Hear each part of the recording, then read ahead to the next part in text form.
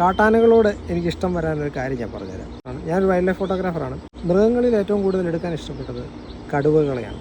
അപ്പോൾ കടുവകൾ എന്ന് പറഞ്ഞു കഴിഞ്ഞാൽ ഭയങ്കര രസമാണ്. കടുവകളെ കാണാനും കടുവകളുടെ ഫോട്ടോ ഒക്കെ എടുക്കാനൊക്കെ ഭയങ്കര എക്സൈറ്റ്മെൻ്റ് ആണ്. അതിനെ എടുക്കാനും ഒക്കെയുള്ള അതിനെ നമ്മൾ കാണുമ്പോൾ എന്താ പറയുക, നമ്മളിങ്ങനെ കാട്ടിൽ കൂടിയൊക്കെ പോകുമ്പോൾ അതിനെ കാണുക, കണ്ടിട്ട് എടുക്കുക, അതൊക്കെ നല്ലൊരു ത്രില്ലിങ് എക്സ്പീരിയൻസ് ആണ്. അത് പക്ഷേ ഞാൻ കൂടുതലും കടുവകളെ എടുത്തത് ഞാൻ ഏകദേശം 30ഓളം വിവിധ തരങ്ങളായിട്ടുള്ള കടുവകളുടെ ചിത്രങ്ങൾ ഞാൻ പകർത്തിയിരുന്നു.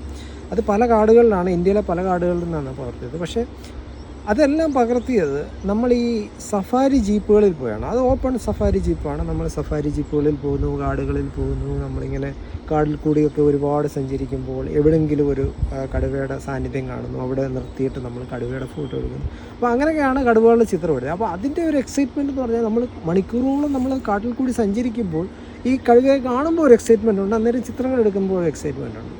പിന്നീട് ഞാൻ ഈ കാട്ടാനകളുടെ ചിത്രം എടുക്കാൻ തുടങ്ങിയപ്പോഴാണ് എനിക്ക് റിയൽ എക്സൈറ്റ്മെൻറ്റ് എന്താണെന്ന് മനസ്സിലായത്.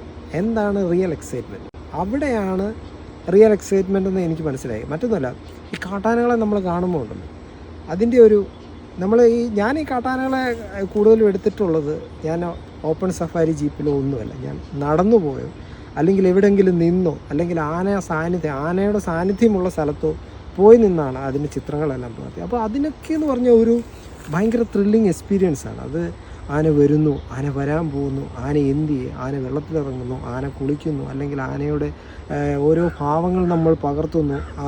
കാട്ടാന അല്ലെങ്കിൽ അത് നടന്നു വരുന്നു, അല്ലെങ്കിൽ അത് നമ്മളിലേക്ക് എത്തുന്ന വഴിയിലൂടെയൊക്കെ അത് വരുമ്പോൾ നമ്മൾ മാറുന്നു. അതൊക്കെ ഒരു ഭയങ്കര ഒരു എക്സ്പീരിയൻസാണ്. അപ്പം അങ്ങനെയൊക്കെ ഒരു എക്സ്പീരിയൻസ് എൻ്റെ ജീവിതത്തിലേക്ക് വന്നപ്പോഴാണ് ശരിക്കും എനിക്ക് ഈ ആനയോടുള്ള താല്പര്യം കൂടിയത്. ഈ കാട്ടാനകളുടെ ചിത്രങ്ങൾ എടുക്കാൻ എനിക്ക് അതിനോട് ഇഷ്ടം വന്നത് അങ്ങനെയാണ്. പിന്നീടാണ് ഇപ്പോൾ എന്നോട് ആരെങ്കിലും ചോദിക്കുകയാണ് നിങ്ങളുടെ ഫേവറേറ്റ് ആനിമൽ ഏതാണ് ഫോട്ടോ എടുക്കാമെന്ന് ചോദിച്ചു കഴിഞ്ഞാൽ ഇപ്പോൾ പറയാം ആനയാണെന്ന് പറയും.